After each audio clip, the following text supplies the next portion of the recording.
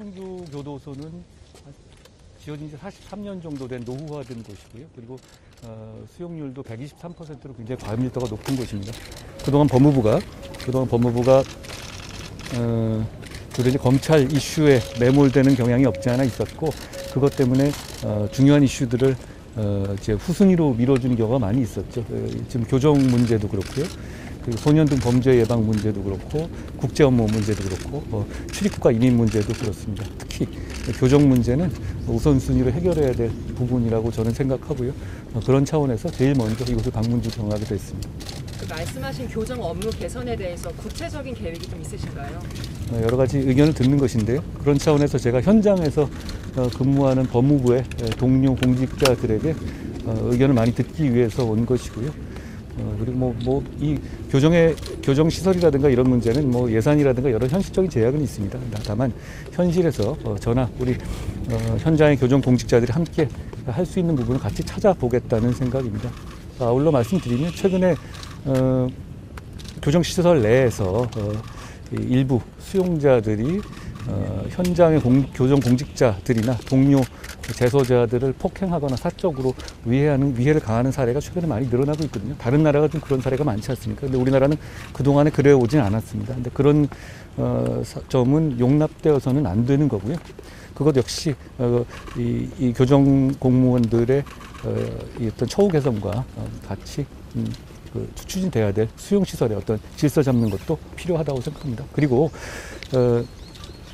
교정 공직자들의 처우 개선은 공직자들의 복지를 위한 것이라기보다는요, 수용자들의 인권을 효율적으로 보장하고, 그리고 정교한 교정 업무를 수행한다는 그런 국민의 이익을 위한 겁니다. 저도 그렇고 저희 동료 교정 공직자들도 그 점을 잘 이해하고 있습니다.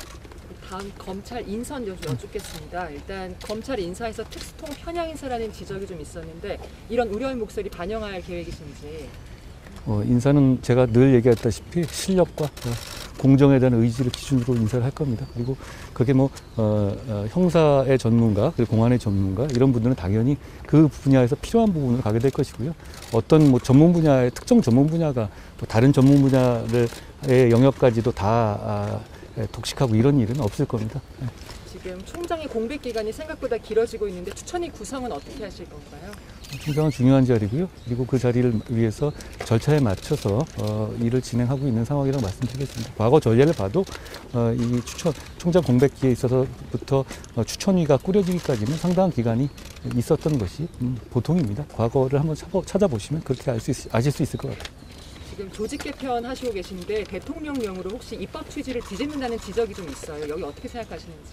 저는 그렇게 생각하지 않습니다. 입법 취지라는 것이요, 검찰은 검찰의 일을 제대로 하게 하는 것이 저는 입법 취지라고 생각합니다. 그것을 지원하기 위한 대통령령이나 법무부령을 등 이 행정부의 규정을 만드는 것은 법무부 장관의 임무입니다. 그렇다면 후속 검찰 인사는 직제 개편 이후라고 저희가 보면 될까요? 그게 정상적인 순서 아니겠습니까? 후보 추천위원회 구성은 혹시 시점 같은 거는 이름 다음 주라든지. 그 문제에 대해서는 제가 이제 이게 섣불리 말씀드리기가 있었을 때 억측이 나올 수 있으니까 아까 제가 말씀드린 정도로 가름하겠습니다. 어제 유시민 전 작가님 의원이 1심 판결 있었습니다. 하시던 말씀이 있었는데 거기에 대한 입장이 있으실까요? 뭐라고 하셨어요? 그 장관님께서도 부끄러운 줄 알아야 된다는 말을 했었는데 그 점에 대해서. 제가 장관 입장에서 따로 드릴 말씀은 없고요. 그분의 범죄에 대해서는 어제 유죄 판결이 난 걸로 알고 있습니다. 인사검증 첫 대상으로 경찰청장이라는 관측이 좀 있는데요. 경찰청장도 검증 범위 내에 있다고 생각하시나요? 인사검증 업무는 저번에 제가 말씀드린 것처럼 이게 통상적인 부처의 루틴 업무 영역으로 들어온 것이고요. 다만 인사검증 업무의 특성상 누구를 어떤 대상을 한다고 말하는 것 자체는 적절하지 않은 면이 있습니다. 저는 이제 인사권자가 요청하는, 의뢰하는 부분에 대해서 실무적인 검증 작업을 하는 것이 저희 법무부의 임무입니다.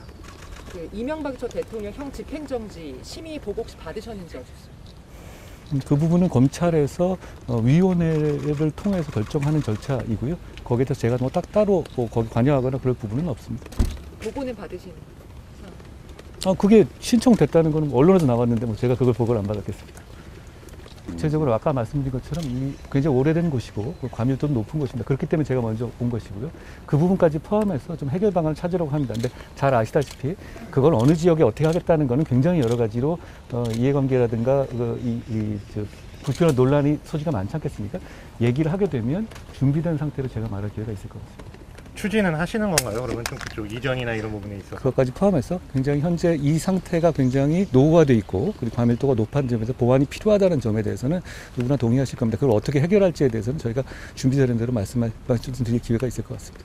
네, 감사합니다. 어제 촉법소년 공약 그거 정책 같은 거 말씀하셨는데 혹시 소년교도소는 늘릴 계획이 있으신가요? 어제 제가 말씀드렸다시피 저희가 이제 그 부분을 어제 저희가 그걸 말씀드리기 전에 그냥 뭐 말로만 던졌다기보다는 여러 가지 실증적인 통계를 좀 분석해봤거든요. 근데 저희가 지금 구상하는 그런 정도의 입법이 될 경우에는 지금보다 그렇게 수용 인원이 많이 늘어나거나 그렇지는 않을 것 같다는 것이 저희 지금 잠정적인 판단입니다. 그것까지 감안해서 시설 문제를 생각해야죠. 그 시설이라는 건 기본적으로 잘 아시다시피 예산이 따르는 문제입니다. 그 부분을 이제 막 무조건 늘리거나 그러면 다 좋겠지만 그러기가 쉽지 않은 면이 있기 때문에 우선순위를 잘 생각해 보겠습니다. 그 법무위원 수원 연구위원 자리 늘리는 거 그거 협의 중이라고 하셨는데 그건 좀 배경이 어떻게 되는지? 이 조직 개편이라든가 이런 거는 그 어떤 지금 저희 법무부라든가 검찰에서 일을 잘 하기 위해서 그리고 하기 위한 방식으로 이루어지는 거니까요. 어떤 그 하나의 부분을 국한해 가지고 그 이유가 뭐다라고 설명하는 건 지금 단계에서 적절하지 않은 것 같습니다. 지난 인사 때 좀 논란이 돼서 여쭙는 거거든요. 지난 인사에서 특별한 논란이 됐다고 저는 생각하지 않고요. 앞으로 제가 이 인사를 할 때 아까 말씀드린 기준에 따라서 적정하게 하겠습니다.